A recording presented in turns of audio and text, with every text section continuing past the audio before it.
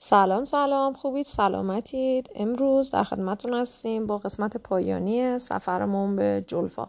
در اینجا کلیسای ننه مریم رو میبینید که بهش کلیسای مادر خدا هم گفته میشه. ببینید کلیساهای متفاوتی در شهر جلفا وجود داره. در واقع شهر جلفا یکی از شهرهای مرزی ایران هستش که تو آذربایجان، استان آذربایجان شرقی قرار داره، در نزدیکی جمهوری اسلامی، یعنی در مرز بین ایران و آذربایجان قرار داره که شما قطار رو از کنار رود ارس که داریم رد میشیم، ریل قطار رو میبینید که این مرز دقیقاً سمت راسته که دارم فیلم برداری میکنم از کنار همین رودخانه ارس، اون سمت آذربایجان هستش. یه مرز مشترکی هستش که توسط یه رودخانه به نام ارس جدا شده. این شهر پیش از دوران شاه عباس صفوی محل سکونت ارامنه بوده، به خاطر همین کلیسای زیادی داره. تا کنون 9 تا کلیسا در منطقه مرزیش تشخیص داده شده در جلفا که نام بعضی از اونها در فهرست میراث جهانی یونسکو ثبت شده. کلیسای سنت استپانوس یکی از مهمترین کلیساهاش هستش که این کلیسا در منطقه در شام قرار داره و کلیسایی هست نزدیک رود ارس و مرز جمهوری آذربایجان. این کلیسا قدمتش به 649 میلادی برمیگرده و اون کلیسایی که اول تصویر دیدید و من بهتون گفتم، کلیسای مریم یا مریم مقدس یا کلیسای مریم ننه، این کلیسا رو هر از گاهی مادر خدا هم مینامن. تو منطقه کوهستانی جلفا هستش، در نزدیکی رودخانه ارس قرار داره. اون کلیسا قدمتش به سال 1518 میلادی برمیگرده. الان دارید اینجا داخل ویدیو میبینید که ما به اون قسمت کلیسای سنت استپانوس داریم نزدیک میشیم. تلفظش هم کمی سخت هست، سربالای بسیار تیز و تندی داره. سمت راستی که دیدید اون حالت منطقه آزادی بود که به سمت تبریز میرفتش. یه سمتش هم به سمت پلدشت میره این جاده. ما داریم اینجا دیگه اینقدر ترافیک بود و افراد زیادی بودن، ما اینجا دیگه ماشین رو پارک کردیم و داریم این سربالایی رو کلا پیاده میریم. خب از اونجا که میدونید ما اینجا عید نوروز 400 رفته بودیم، 404 رفته بودیم. اینجا هم یه نوشیدنی گرفتیم، گلویی تازه کردیم چون بیش از 100 سربالایی رو اومدیم. شما تعداد کثیر جمعیت رو میبینید، بازدید کنندگان از این کلیسای زیبا رو میبینید. یه کلیسا هم تو مسیر ویدیوی قبلیمون بود، اگه تو پارت قبلی رو نگاه میکردن، اون کلیسای چوپان بود که جلوش ماشین های عتیقه نگه داشته بودن و ما چند دقیقه اونجا عکس انداختیم. خب اینجا ببین نمای کلی کلیسا رو من تصویرش رو زدم که الان ما میریم اونجا عکس میندازیم. تو زمینه اول ویدیوی منم هست. اینم نمای کلی در شام هستش که کلیسا یه منطقه سایه است، اکثرا حالت سایه‌ای داره و خنک است و سرد هستش. صف وایسادیم، بلیط گرفتیم، وارد کلیسا شدیم. اینجا داریم میریم طبقه دوم کلیسا. هر محلش توسط پله جدا میشه. این طبقه پشتی کلیسا است که زیر همین قسمت حالت گنبدی چند تا از قبرهای افراد دفن شده هم قرار دارن. ما داخل این اتاقک‌ها هم حتی رفتیم. اینجا هم محوطه باز حیاتیش هستش که برای عکاسی و اینها افرادی بودن که عکس می‌گرفتن. ببینید پله میانی سمت راستش رو نگاه کنید، میرن بالا اونجا رو موزه کردن. و اینجا که کیامهر و پدرش رفتن به این سمت رو اگه دقت کنید، اینجا اتاقا که راهبه ها بوده، یعنی راهبه ها داخل اینجا زندگی میکردن، استراحت میکردن، درس میخوندن. اتاقای خیلی خیلی کوچیک هستش، یعنی 3x2 هستش، خیلی کوچیک که با شم، جای شم هم دارن داخلشون که مثلا شم میذاشتن و درس میخوندن. اگه من نمیدونم فیلم برداری فکر کنم کردم از درشون، نمیدونم ویدیو هست یا نه. اینجا از پله ها رفتیم بالا، داریم میریم. الان داخل اون کلیسا هیچ کس زندگی نمیکنه ها، ذاتاً هیچ وسیله ای اونجا شما نمیبینید که برای زندگی باشه. اینجا داریم میریم بالا. یه قسمتش رو تبدیل به موزه کردن، گالری نقاشی کردن، موزه کردن، عکسایی هستش که از کلیسا کشیده شده و فرهنگ اون منطقه. اینجا همون موزه است که دارم براتون توضیح میدم. الان میریم داخل، شما میبینید. توی ویدیو قبلی به کلیسای چوپان هم افتاده بود، همونجا که ماشین‌های عتیقه وایساده بودن، اون کلیسا سمت چپ جاده هستش. 13 کیلومتری از کلیسای سنت قرار داره.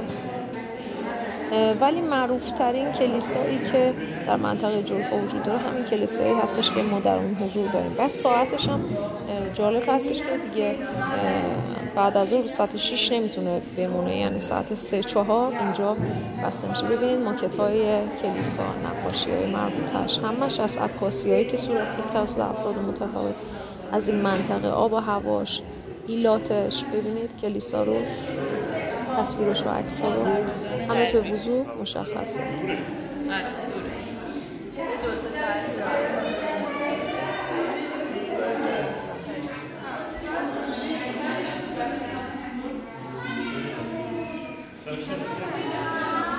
علی برو قرار کلیسا دا ماکت‌ها رو ببین. چت میشه اختار کلن از کلیسا در قسمت متفاوت ماکتش کردن. اینم ببین مقبره هاست که داشتم بهتون میگفتم. نگاه کنید محل دفن رو، دفن افراد، این هم مقبره هاست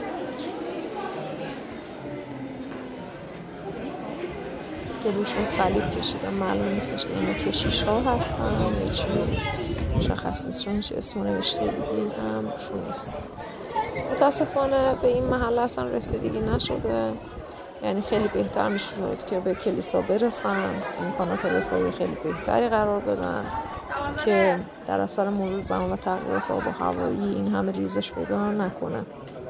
که متاسفانه هر سال که من میرم میبینم عوض که کلیسا زیباتر بشه، افت بیشتری کرده. با این به دفعات هستش که ما به کلیسا رفتیم. عید که رفتیم، در واقع سال قبلش ببینید چقدر زیباست نماش. سال قبل که رفته بودیم، عید که رفتیم، آخرین باری که رفته بودیم کلیسا کیامهر رو من باردار بودم رفته بودیم. ببینید و پیشتر از اونم که با همسرم نامزد بودیم رفته بودیم. اینجا چقدر زیبا هست اینجا.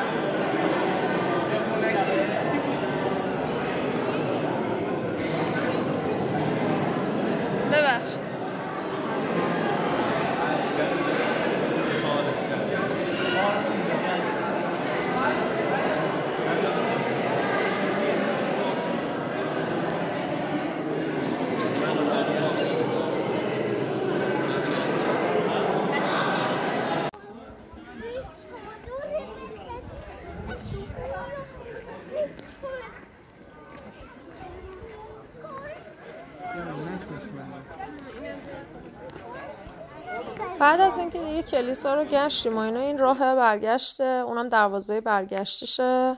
اینجا داریم مسیر رو، همون مسیری که اومده بودیم از کلیسا رو داریم رد میکنیم و برمیگردیم همون در جوار رودخانه ارس و اینها.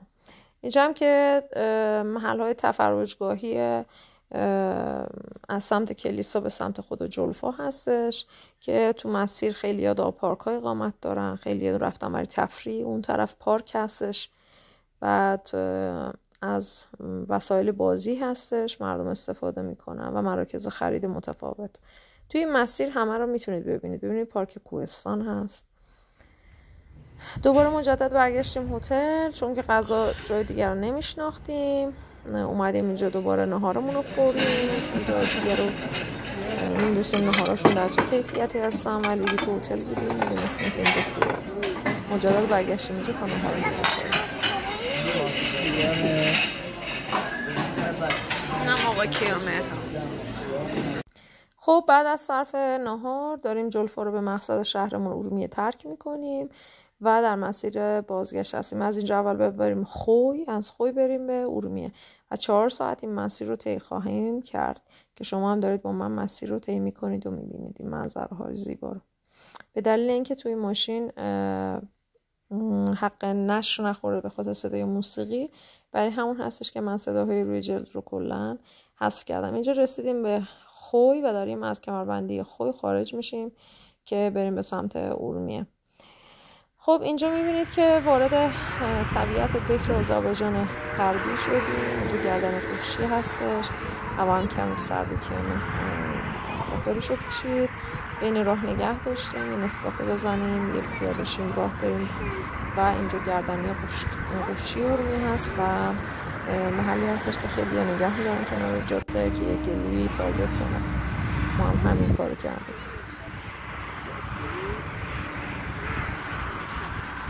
خب دیگه این هم سفر پایینی ما به جلفا و قسمت آخرمون و اینجا دیگه بعد از صرفه استراحتی خستگی در برمیگردیم به سمت خونه و از اینجا تا خونمون نهایتاً 45 دقیقه راه موفق باشیم.